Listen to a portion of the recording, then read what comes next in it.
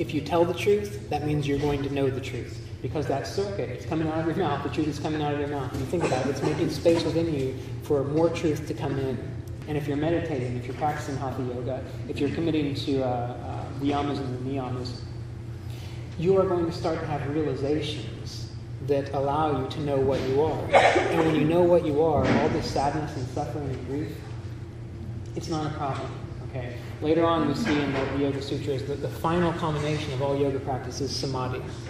And that's oneness consciousness. That's existing as your pure self. So right now, just kind of exist as how you are. Know your body, know your mind, know your emotions, know your name. If you can see it, if you can name it, it's not you. There is something beyond all of this, which is you. All right? And when you experience that either in daily life or in meditation, all of the seriousness, all the pain that you think is going on in your life just drops away. Okay? And that's why you practice meditation, you practice yoga, so that you can transcend these planetary karmas, so you can transcend all these habits and know who you are. That way you can function appropriately in life.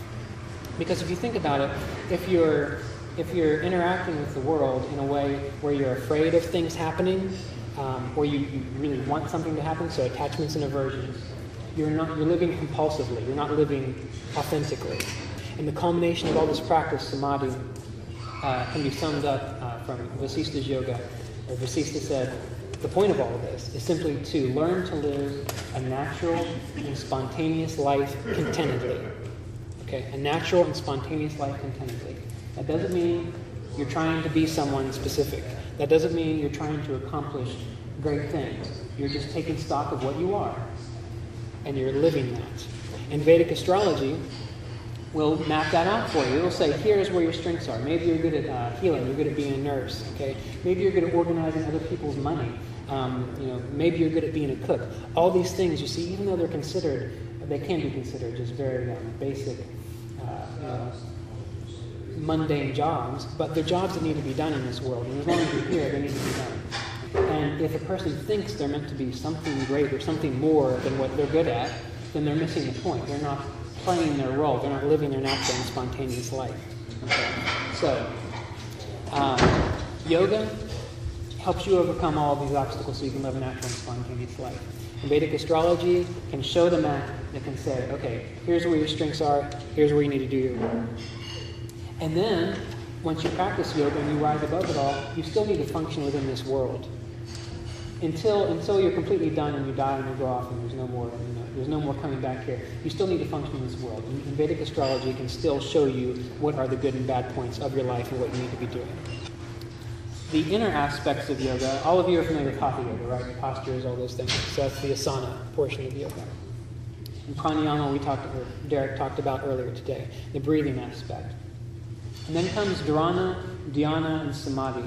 And this is the meditation aspect. Dharana is your ability to hold your consciousness on one point, whether it be a flame, whether it be a mantra, whether it be the infinite consciousness itself, whether it be a feeling of God. You need to learn to hold your consciousness on a point, a single point. Okay? And when you can do that, when the planetary influences come into effect for you, because they go throughout your life, they're not stagnant. You all have planets within your chart that they are given specific allotments of time to come in and do their thing. If you can hold your attention on one point, then the planets can do whatever they want, and you still have the ability to make decisions within that external wave of planetary influences going on. It'll still color it a little bit, but the more you're identified with your real self and the less you're identified with the planets, the easier it's going to be for you. And that's what yoga does. It allows you to identify with your real self, not the planetary influences. All right? And then dhyana, that is absorption in what you're experiencing. So if you're meditating on God, if you're meditating on infinite consciousness, then you know God. You know the infinite consciousness. You exist within it. You have a direct experience of it. And when you have that, that is when everything really starts to make sense for you. Whenever you have your first Samadhi experience, that sense of eternity is you, and that's what's always there and always existing. When you have that sense of eternity, then the outside world makes a heck of a lot more sense. It's more organized, it's more coherent, and that's what Samadhi does. It makes your life, your energy more coherent, so you're more functional, you're more effective within the world. And this can occur even when you're, and this is what you want, this can occur even when you're interacting with the world. Once you get to the point where the Samadhi is eternal, you are always yourself. Okay? You can be doing things, but you still know what you are. Then you live that natural and spontaneous life you plan to.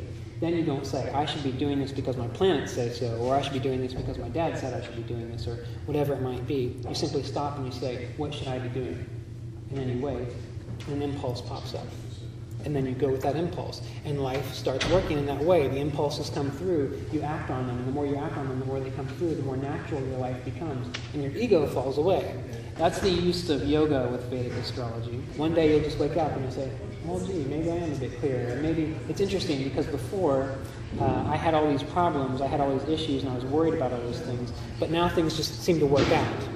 And you have to accept that as possible for yourself. Because if you don't think you deserve it, if you don't think you can accept it, if you don't, whatever's getting in your way, that thought is going to prevent you from experiencing it.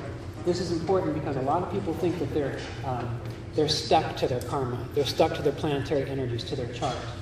You are not stuck to your chart. If you think you are, quit thinking that way. It's the fact that you think it, that it's happening. This is very interesting because being a Vedic astrologer, I used to look at my chart a lot.